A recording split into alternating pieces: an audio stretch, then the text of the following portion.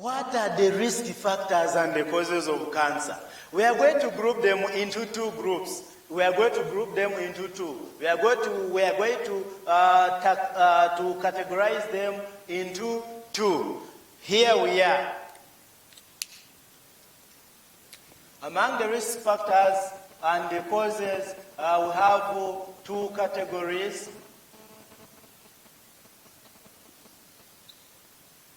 And the category number one, we have genetics.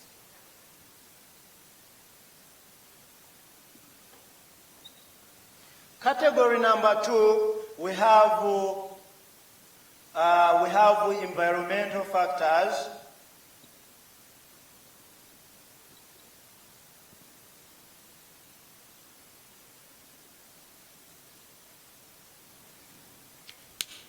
So,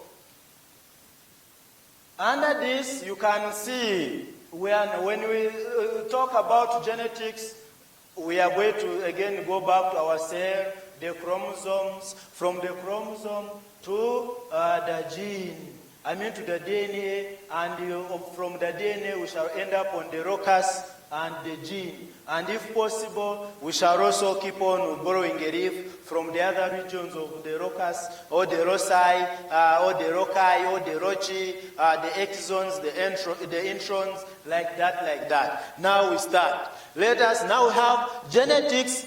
We have two broad categories of that determine whether cancer is going to occur or not. And these two broad categories are genetics, or the genetic factors, and the environmental factors. So let us begin with the genetic factors. So at the moment, allow me to focus our discussion on genetic factors.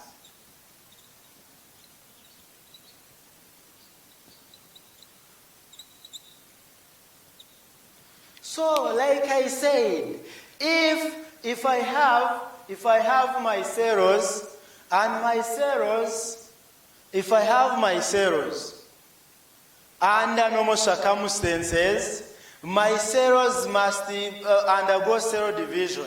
But that form of cell division must be regulated. It must be tightly marked and tightly regulated in order for normal homeostasis, for normal cell division, for normal growth of the body tissues and organs to remain. Therefore, that cell division must be regulated.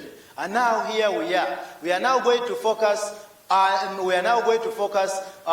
little bit on the molecules that act as padlocks, that act as the gates, to keep on allowing the cells to replicate, and when not to replicate, when to replicate, when to undergo cell division, when to proliferate, like that. So we are going to see now here the genetic factors.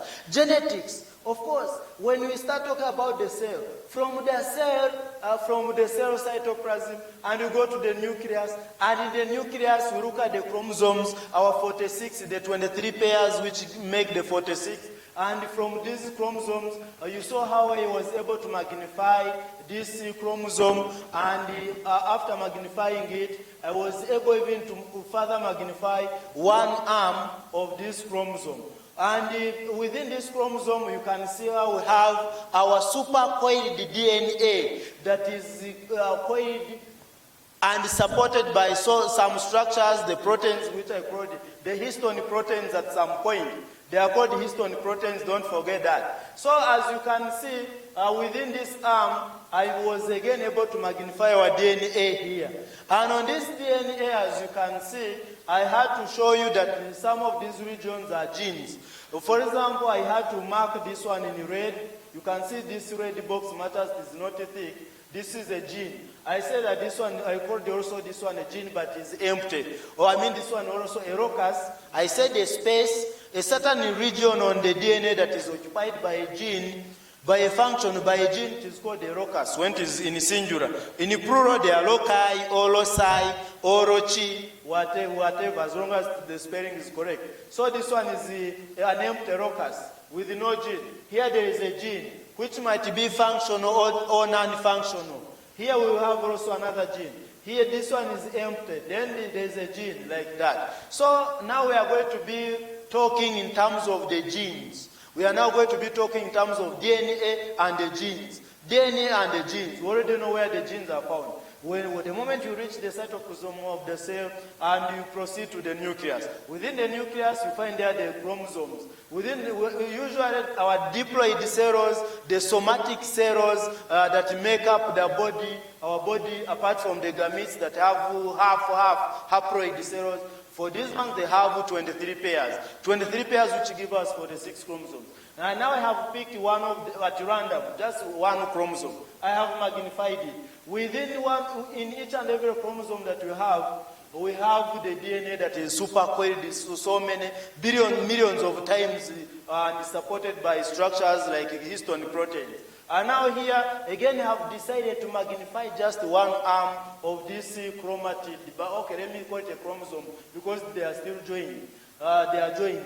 So this arm is magnified. And now this is how our DNA looks like. And on the DNA, we have our genes. We have our genes that are found in regions called the rocci or the rossi, if they are made like that. And now here we are. And now we say that a gene is a functional protein, a functional region of the DNA that keeps on giving instructions to the cell. Please, I have commanded you to start coding for brown hair. This person should have brown hair. I have another gene code that please, for you are going to have long nails. Another gene also gives instructions to the cells. Therefore, you are going to be someone who is stubborn. You are going to be an extrovert.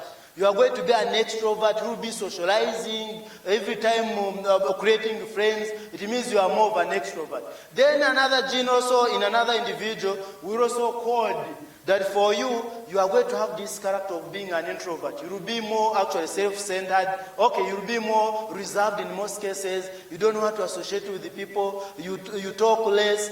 So that is the character. Others, of course, you find that in our emotions, you find that, of course, there are genes, the gene that codes for the character, for the behavior of aggression. Maybe some are short-tempered, others are not short-tempered, like that. All that behavior, all that characteristic is coded by the genes. Then the gene of height. I also have the gene on my DNA that determined my height, how my height should be. Then there is also the height there also the gene for blood, which blood group should you inherit. All those blood groups are determined by the genes on our DNA. How do I smile? The way I laugh, the way I talk, all those are genes. That's why, of course, if I produce like 10 children, maybe, of course, I might end up having like 1 or 2 who speak like me, who have my voice exactly. So that is a gene that I have transferred to him or her, like that. So that is how we inherit our genes. Where did we get our genes from? We also, when I drew the diagram of the ovum and the male sperm, the female ovum and the male sperm, and how they fuse to form a zygote, and how the zygote gave us the other tissues, all of them. Now, when you talk about genetics, the genes, now you can see, now the terminology is becoming more simpler. From the gene to the genetics. I said we inherit the genes. We inherit the DNA from our parents. I get a half from the mother, 23. I get 23 chromosomes from the father from the mother through the ovum. Then the father, I also get 23 from the father through the sperm cell or the spermatozoon. They fuse to form a zygote at fertilization, and eventually to restore the other diploid number, which is the 46 chromosomes. So it means I inherited so many genes from my mother, and also I inherited the 23, half the number from my mother and half from my father, like that. So eventually here we are, and now here we have the chromosome, now with the DNA, and we are looking at the genes. Look at the word gene, then genetics. Now everything is now, I think, becoming clear. Now, in terms of cancers, when we start describing about how we inherit abnormal genes, For example, if I inherit an abnormal gene from my parents, it means maybe a gene that codes for for hemoglobin. If I happen to inherit a defective gene from the mother that codes for the beta globin chain, I inherit that gene, an abnormal, a defective gene, globin chain gene, at position 6 with that mutation at beta globin gene, position 6 where glutamate is substituted by valine. Instead of having glutamate, we end up having valine.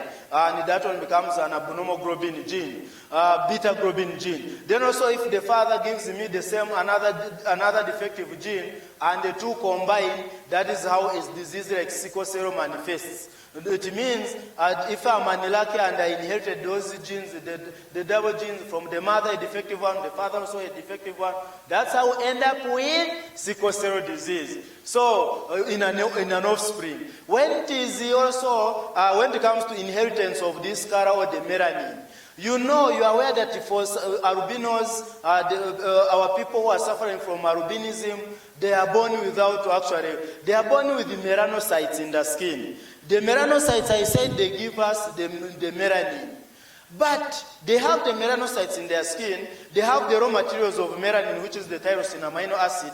But what they lack is the tyrosinase enzyme. They say the tyrosinase enzyme might be even there, but it's very defective. What makes it to be defective? It means that individual inherited an abnormal gene from the mother for tyrosinase activity, and also from the father, he or she went ahead to inherit also there a defective gene that codes for melanin, and when those two genes combine in that offspring, now the disease called albinism manifests. Now that is also how some cancers originate. Now we go. So at our genetics, we are going to look at for example, cancer abnormal genes. We have, for example, protein 53,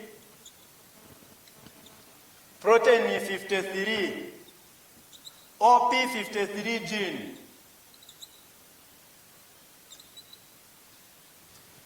P53 gene.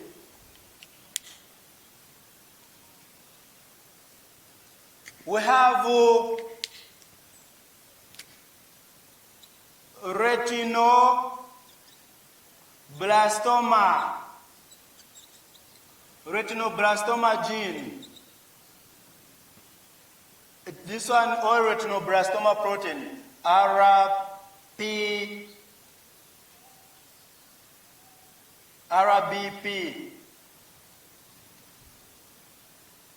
We have, of course, we are under genetic factors, the genetic causes. We are also going to look at others like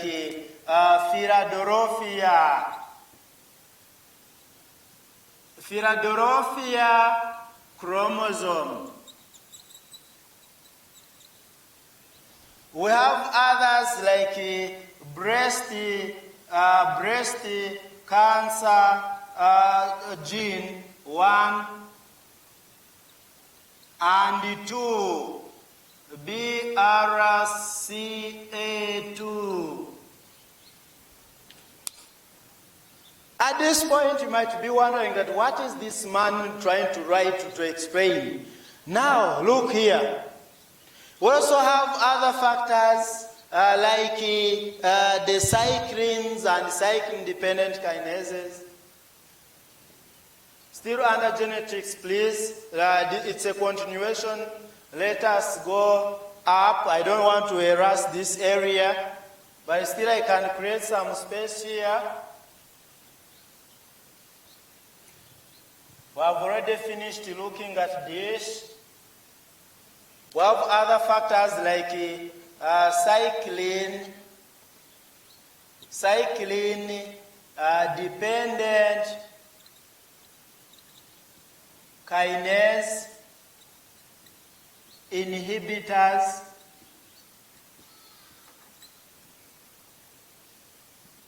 We have others like HER2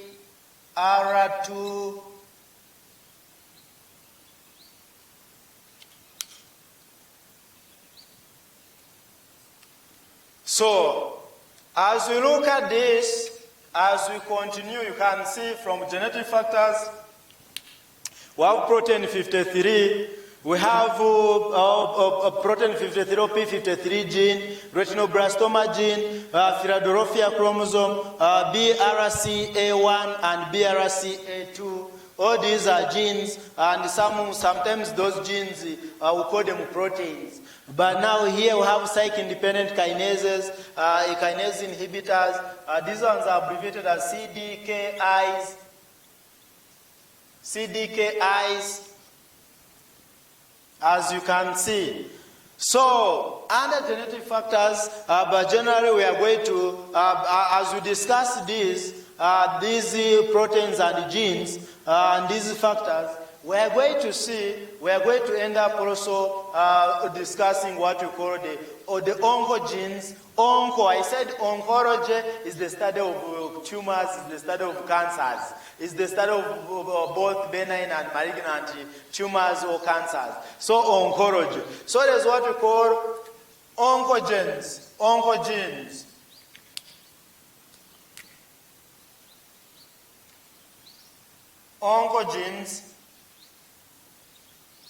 We have the Proto-Oncogenes as well.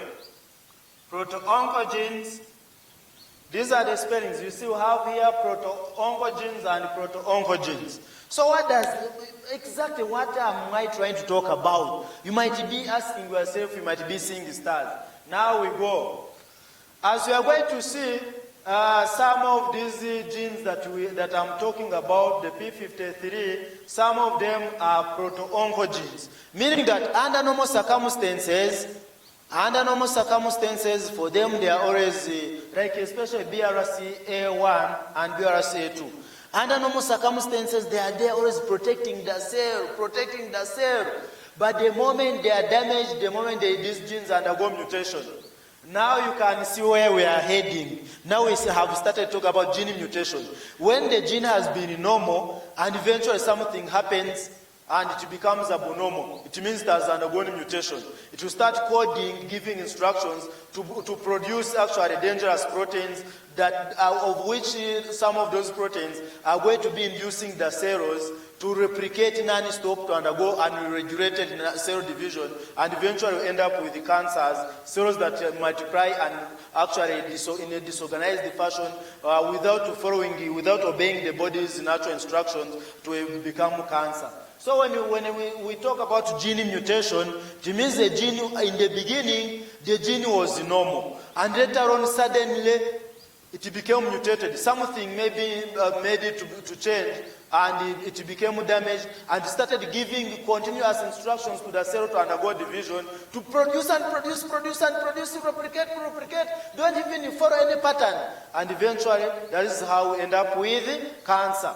Therefore, you find that in the beginning, the proto-oncogenes, in the beginning, these genes were normal, they were okay. But because a certain mutation occurred at the DNA level, these genes ended up actually transforming and becoming typical oncogenes. So when you say oncogenes, it means these are abnormal genes already. They have totally become abnormal, and they are the ones which are now inducing the cells to replicate non-stop to become cancerous. So in the beginning, you find these ones are normal, protecting even the cell. Please don't replicate. Here you stop. You should stop replicating. Then when they become real cancer genes, they now transform from proto-oncogenes, they become real oncogenes. I said that onco refers to the tumor, so oncology is the study of tumors.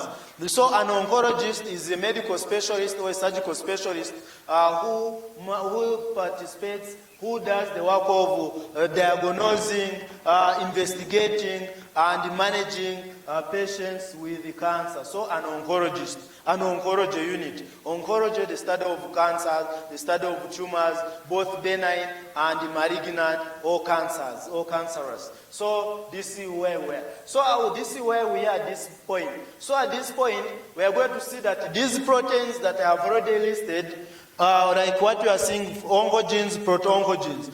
Some of them, all these ones that I've already listed up to here, some of them are oncogenes, whereas others are proto-oncogenes. So if anything happens to them, if they have been normally working and they suddenly mutate, a certain type of cancer results, for example, as we are going to see. Then, it does not mean that the mutation can occur when I'm already an adult, when I'm a child. No. The mutation, look, a mutation can even occur at my genes within my sperm cells. And the moment I happen again to produce an offspring and I donate those sperm cells with abnormal DNA, with the defective genes, with the DNA that is having mutated genes, it means that offspring is the moment he or she becomes an Iraqi is going to inherit those abnormal genes from me. And the moment he or she is growing, a certain cancer will result, he or she will develop a certain cancer. It means that person will have developed, will have inherited the abnormal genes, the cancerous genes from me. It means that child or that offspring of mine would have inherited those abnormal genes from me. Then I transfer them during, maybe through the mother, then the zygote developed, and that person came to earth with abnormal genes that code for proteins that determine a certain disease, which might be a cancer in this case that we are discussing about. Now here we are. Now here, it means either some of these proteins and the genes that we are talking about and the chromosomes, some of them are proto-oncogenes and others are real oncogenes. These ones, strictly, they keep on coding for, please replicate. These ones, it means they induce cancers straight away. These ones, they are usually normal with no problem. The moment they are mutated, the moment something disturbs them and they change for good, they transform to oncogenes and they start now inducing cancers. Now let us start. Of course, there are cancers like, for example, the retinoblastoma. Retinoblastoma tumor, it affects, of course, it begins usually from the retina of the eye, then eventually it progresses to involve the whole eyeball and the surrounding structures. If such a tumor, if such an eyeball is not removed, maybe by, I think it's exenteration, in ophthalmology, remember those terminologies, exenteration, evisceration. If it is not removed, eventually that retinoblastoma tumor, that retinoblastoma will eventually involve the surrounding structures, involving the eye socket, and also eats up the bone like that. So like such a tumor is, of course, the genes, abnormal genes are inherited. Then when it comes to albinism, such albinism, it is an inherited condition, but that is not a cancer. Then when you talk about a nephroblastoma, the Williams tumor, something happens to the genes, especially in those children, and they develop such tumors. Now here, it means genetic factors. Here it means a person, what does this mean? It means here, an individual inherits abnormal genes from the parent, like I've been explaining, and when that individual has inherited abnormal genes, those genes start coding either for growth factors that promote cell division non-stop, resulting into a cancer. Now here we are. This protein 53 or P53 gene is referred to as, of course, P53 is a gene that is found on our DNA. And this gene codes for the proteins that protect the cell. It acts as a gate, a padlock that keeps on allowing the cells to pass through the cell cycle. Please, you cell at this point, you have reached your maximum, stop replicating. First rest, then for you replicate, then for you stop here. Then like this, after you have a defective DNA, please let this DNA first be repaired within you. Then when this DNA has been repaired, I will allow you to progress and multiply again and undergo cell division and resume cell division like that. When that occurs, when the DNA is repaired, again we will see P53 gene with its proteins that it codes, allowing that cell to resume the process of cell division when the DNA has been repaired. The moment that DNA has not been repaired, and the cell must be killed through programmed cell death, which I call apoptosis. But the moment as that cell has become cancerous with the defective DNA and repaired DNA, that cell also starts evading apoptosis. It becomes immortal. It keeps on giving birth, replicating, giving birth to new daughter cells that are also malignant like that. That's how cancer cells result. So this P53 is called the guardian angel of all the cells. It is called the guardian angel of all the cells. Like for example, we have the archangels, led by Angel Michael, Archangel Gabriel, Archangel Raphael.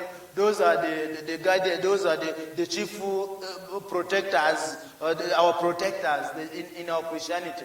The archangels. Of course, we also have our guardian angels as well, according to our faith. So here, this is the main guardian angel of all the body cells that do undergo cell division. So if something happens, previously, I remember I talked about the phases of the cell cycle. We looked at the G1 phase. We looked at the S phase, the G2, the M phase, or the mitotic phase.